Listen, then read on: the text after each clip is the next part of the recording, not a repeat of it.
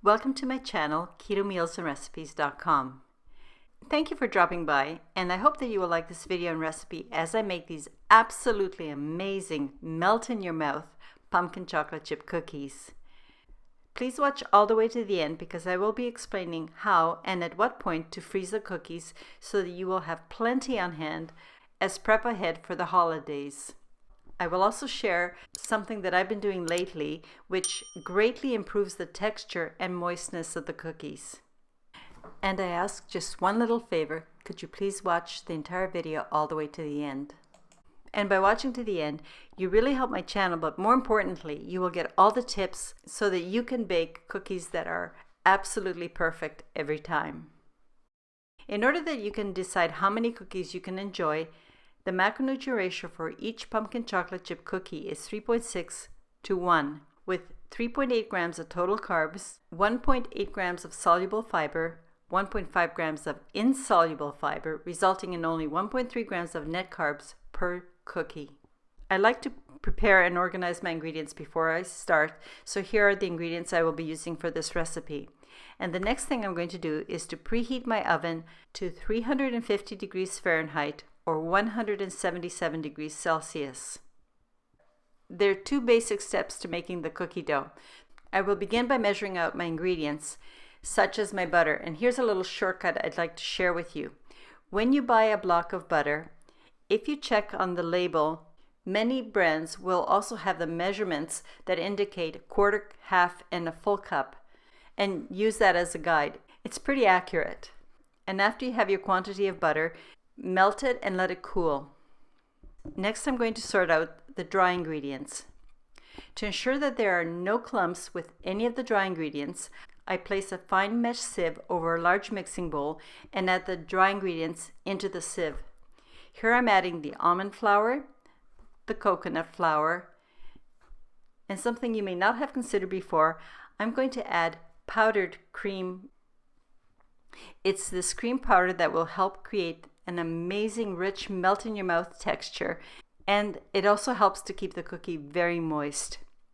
For best results, I strongly recommend the cream powder as opposed to the milk powder.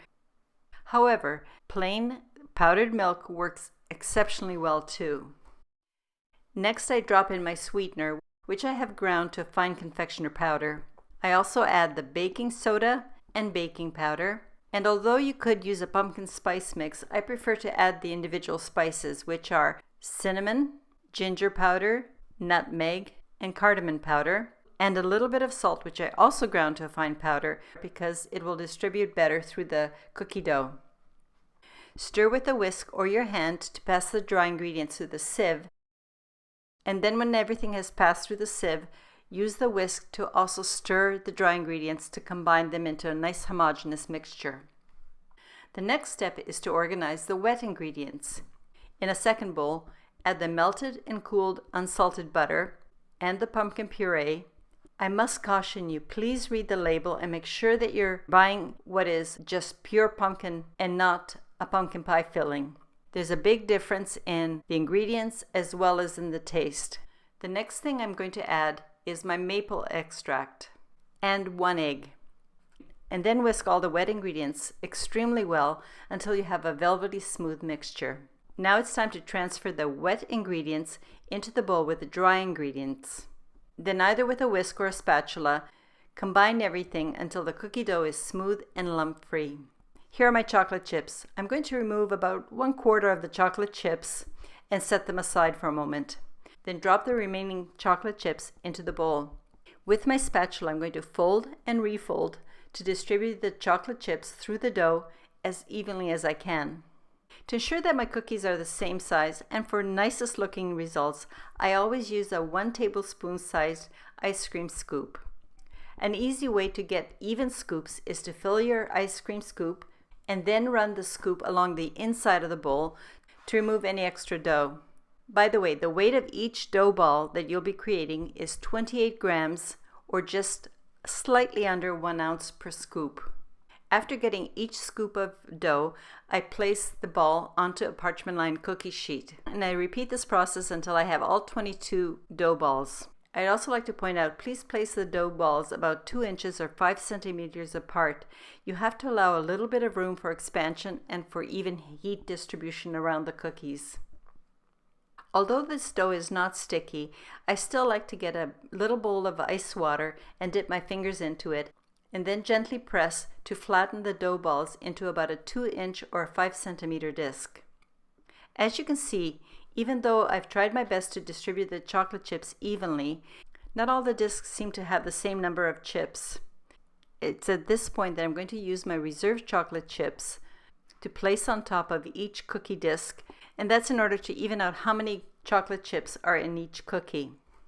And by placing the chocolate chips on top like this, I think it really makes the cookies look nicer and more appetizing, don't you think? My cookies are ready, and I'm going to place the cookies in the middle position of my preheated oven and bake for exactly 11 minutes. Timing is important, so when the timer goes off, I immediately remove the tray of cookies from the oven. You'll notice that the cookies are very soft and they kind of look underdone. That's perfectly fine, and that's exactly how they're supposed to look. Just leave the cookies in the tray and let them cool for about 10 to 15 minutes. And that's because if you try to move the cookies at this point while they're hot, they will crack and crumble. And you also want the heat of the tray to finish baking the cookies. After cooling, the cookies will still be soft, but will be hard enough so that you can use a spatula to transfer them onto a cooling rack. Although it's tempting to eat nice hot cookies, you want to let them cool to at least room temperature. And if you have the willpower, please let them cool overnight, because the taste will develop and you will have the most amazing cookies the next day. But because my willpower is not so good, I'm going to taste one just to make sure that they came out perfectly. After your cookies have cooled, all you have to do is store them in an airtight container, leave it on your counter for a couple days, or in your fridge for a few more days. However, while my first batch is baking, I always make a second batch. And I'm going to make the second batch as my prep ahead freezer cookies. To make the freezer cookies, of course, you do all the steps you did for the first batch. Scoop them out, flatten them, add the extra chips, and also place the cookies on a parchment lined tray. This is where the difference is. At this point, place the tray of cookies into the freezer and leave them in for an hour or two until they're completely frozen.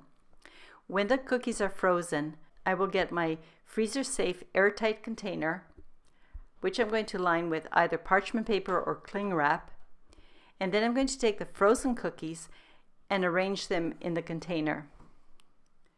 So that you can take the cookies out individually, it's a good idea to place a piece of parchment paper or more cling wrap between the layers of cookies.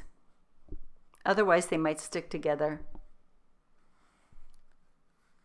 Because sometimes it's hard to identify what is frozen in your freezer. Remember, label and date your container. Now, when you're ready to bake these cookies, just let them thaw in your fridge and bake as directed. At this time of year, I find it a really good idea to, whenever I make cookies or treats that can be frozen, to make a double batch, freeze at least half of the batch, if not more, so that during the holidays, which are often very busy and stressful, I can just take things out of the freezer. So when I need to bake them for the holidays, either for my family or guests, my house will have a wonderful aroma of freshly baked treats. And I know from personal experience that people really feel happy when they're given a freshly baked treat. Thank you very much for taking the time to watch my video. I hope that you'll have time to make these pumpkin chocolate chip cookies and freeze some to enjoy during the holidays. Please come back when I post my next video, and if you like this video, please share the link with someone that you think might also like this recipe. Word of mouth is the best way to get the word out about this channel and my recipes, and it helps my channel grow. Until next time, have a very happy and healthy day. Cheers!